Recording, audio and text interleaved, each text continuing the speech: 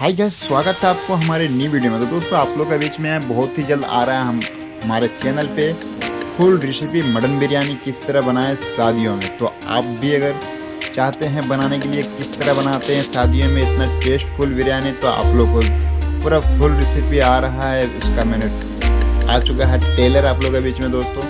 तो आपको पूरा फुल रेसिपी के साथ में कल ही रिलीज होने वाला है इस चैनल के ऊपर में। अगर आप हमारे चैनल पे नए हैं तो आप हमारे चैनल को सब्सक्राइब कर लें और वीडियो को लाइक करें।